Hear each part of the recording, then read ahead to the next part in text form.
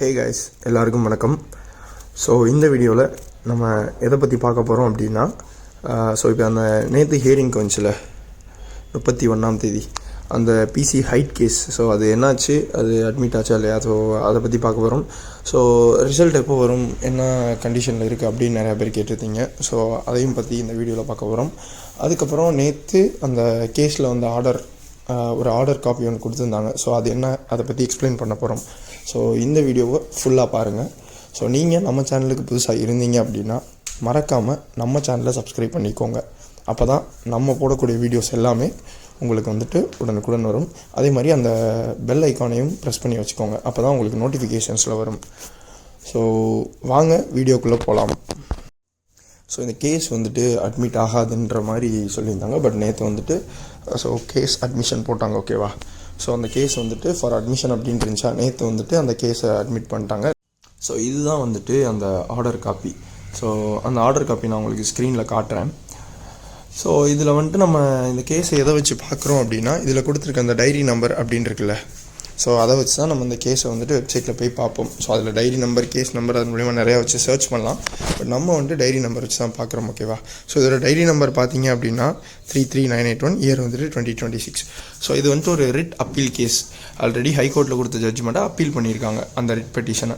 So இதில் எல்லாமே தெளிவாக கொடுத்துருக்காங்க. பெட்டிஷனர் வந்துட்டு டிஎன்யூஎஸ்ஆர்பி போர்டு, அதுக்கப்புறம் ரெஸ்பாண்டன்ட் பற்றி கொடுத்துருக்காங்க, ஜான் பெட்டோ. ஸோ இது எல்லாமே கொடுத்துருக்காங்க. ஸோ இதுக்கான ஜட்ஜஸ் நேமையுமே தெளிவாக கொடுத்துருக்காங்க. ஸோ இதில் கோரம் அப்படின்ற இடத்துல கொடுத்துருப்பாங்க பாருங்கள். Honourable mister justice Aravind Kumar, அதுக்கப்புறம் honourable mister justice Vipul M Pancholi. So இது ரெண்டுமே கொடுத்துருக்காங்க அதில். ஸோ அதுக்கப்புறம் பெட்டிஷனர்ஸ் கொடுத்துருக்காங்க, ரெஸ்பாண்டன்ட் கொடுத்துருக்காங்க. ஸோ இதில் வந்துட்டு ஆர்டர் அந்த 3 பாயிண்ட்ஸ் கீழே கொடுத்துருக்காங்க பார்த்தீங்களா, அதுதான் வந்துட்டு இதில் அவங்க கொடுத்துருக்கக்கூடிய ஆர்டர். ஸோ அதில் என்ன சொல்லியிருக்காங்க அப்படின்றத பார்க்கலாம் வாங்க. ஸோ அதில் வந்துட்டு ஃபஸ்ட் பாயிண்ட் பார்த்தீங்க அப்படின்னா, delay in refiling is condoned. So அதாவது ரீஃபைலிங் பண்ணுறதுக்கான தாமதத்தை நாங்கள் ஏற்றுக்கிறோம். ஸோ இந்த கோர்ட் வந்துட்டு அதை மன்னிச்சு ஏற்றுக்கிறது அப்படின்னு ஒரு பாயிண்ட் சொல்லியிருக்காங்க.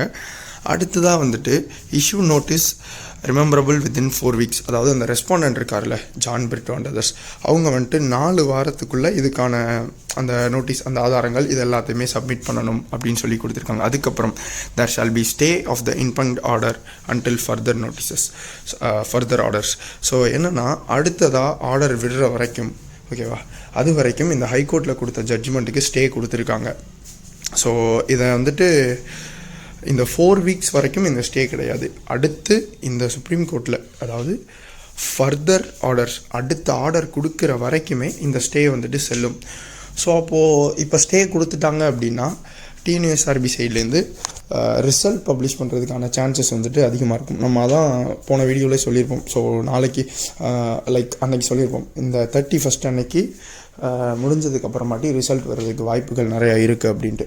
ஸோ இப்போ ஸ்டே கொடுத்துட்டாங்க அப்படின்னா அந்த ஆர்டரில் வந்துட்டு ரிசல்ட் பப்ளிஷ் பண்ணக்கூடாது அப்படின்னு சொல்லி அந்த ஜான் பிரிட்டோ அண்ட் அதர்ஸ் அவங்களுக்கு சாதகமாக தான் தீர்ப்பு வந்திருக்கும். ஸோ அந்த தீர்ப்புக்கு இப்போது ஸ்டே கொடுத்துருக்காங்க. அப்போ இந்த ஸ்டேவை வச்சு இவங்களால் ரிசல்ட் பப்ளிஷ் பண்ண முடியுமா அப்படின்னா பப்ளிஷ் பண்ண முடியும்.